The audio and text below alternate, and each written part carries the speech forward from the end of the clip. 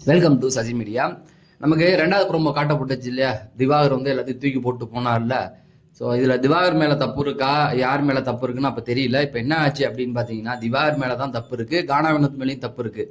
ரெண்டு பேருமே வந்து வாய்க்கு வந்த மாதிரி பேசிக்கிட்டாங்க. இவரும் அவரை சொல்கிறாரு, அவரும் அவரை சொல்கிறாரு. இனிமேல் கானா வினோத்து கூட நம்ம சப்போர்ட் பண்ண முடியாது போல. ஏன்னா திவாகர் என்ன பண்ணுறாரோ அதை அவரும் பண்ணுறாரு. ஓகேங்களா, இவர் எவ்வளோ கேவலமாக பேசுகிறாரோ அதே அளவுக்கு அவரும் பேசிக்கிறாரு.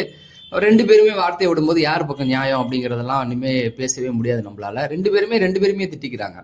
அப்படி திட்டிக்கும் போது தான் அரோரா வந்து ஒரு இடத்துல கண்ட்ரோல் பண்ண நினைக்கும் போது இவர் கத்திடுறாரு அரோராட்ட கத்தும் பொழுது இது ராணிகிட்ட போகுது. ராணி என்ன பண்றாங்க அப்படின்னு பார்த்தீங்கன்னா, இந்த மாதிரி இவர் வந்து கத்துறாரு, இவர் வந்து நிறுத்துக்க சொல்லுங்கன்னும் போது அப்ப இவர் என்ன சொல்றாருன்னா, அவரை பாடி ஷேம் பண்ணாரு, அவரை கேட்காம என்ன கேட்குறீங்க அப்படிங்கிற மாதிரி பேசிடுறாரு. இதுல என்ன ஆச்சு அப்படின்னு பாத்தீங்கன்னா, பாடி ஷேமிங் வந்து அவங்க என்ன தெளிவா அரோரா சொல்றாங்க, இவர் வந்து நான் எதிரி நாட்டை கேட்க முடியாது இல்ல, நம்ம நாட்டை தானே கேட்க முடியும், அப்படி கேட்ட என்ன வந்து இவர் எப்படி கத்தலாம் அப்படிங்கிற மாதிரி பேசுறாங்க. அது இல்லாம இவர் நம்ம திவாகர் என்ன பண்றாருன்னா, டீம்ல இருக்கிற எல்லாரையுமே வந்து போட்டு திட்டுறாரு, சவரிய திட்டுறாரு பர்சனலா. நீ வந்து டபுள் கேம் விளையாடுறவன், அதான் டாஸ்க் விட்டு வெளியில வந்து திட்டுறாரு.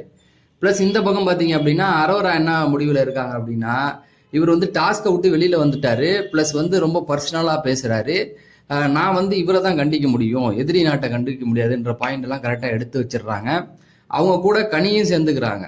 இப்ப நேத்து என்ன பேசினாங்கன்னா, சபரி கனி எல்லாம் அந்த வீட்டுல இருக்காங்க, இவங்களை நம்ம ஒன்னா நின்று அடிச்சு பார்க்கணும் அப்படின்னு நேற்று நைட்டு இவங்க டிஸ்கஸ் போட்டாங்க. ஆனா இந்த டிஸ்கஷன் இப்ப என்ன ஆச்சு அப்படின்னா, இவங்க ரெண்டு பேரும் ஒத்துமையா தான் இருக்காங்க. பார்வதி என்ன சொல்றாங்களோ, அவர் தப்பு பண்ணா அவர் தப்பு அவரை கேட்க மாட்டாங்க, சுத்தி இருக்கவங்களை கேட்கறாங்க. இப்படி கேட்கும்பொழுது அந்த டீம்ல இருக்க எல்லாருமே அரோராவுக்கு ஆதரவா இறங்கிடுறாங்க. இப்ப அவங்க கேட்கலன்னா ராணி பதவி விட்டு வெளியில வரணும், ஏன்னா ராணி அவங்க பதவி ஒழுங்கா செய்யல அப்படிங்கிற மாதிரி அரோரா எல்லாத்தையும் பக்காவா ஸ்கெட்ச் போட்டு அடிக்க ஆரம்பிச்சிட்டாங்க.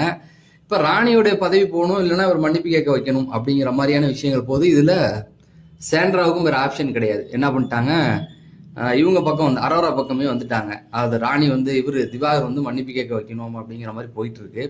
இதனால என்னன்னா, அவங்க புதுசா சேர்ந்திருக்க கூட்டணி திவாகர் புரிஞ்சிக்க மாட்டாரு அப்படிங்கிறது தான். இப்ப இது வந்து இவர் மன்னிப்பு கேட்டாரு அப்படின்னு வச்சுங்களேன், திவாகர் புரிஞ்சிக்காம இதனால என்ன ஆகும் அப்படின்னா, ஒரு சண்டை தான் உள்ள வரும்.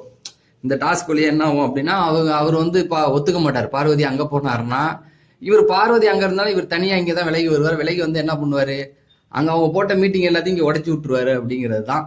பொறுத்து இருந்து பார்ப்போம், இந்த புதிய கூட்டணியை நம்ம திவாகரை காப்பாற்றி விட்றாரா, உழைச்சி விட்றாரா அப்படிங்கிறது இனிமேல் தான் நமக்கு தெரியும். தொடர்ந்து பிக் பாஸ் அப்டேட்களுக்கு நம்ம சேனலை சப்ஸ்கிரைப் பண்ணுங்கள்.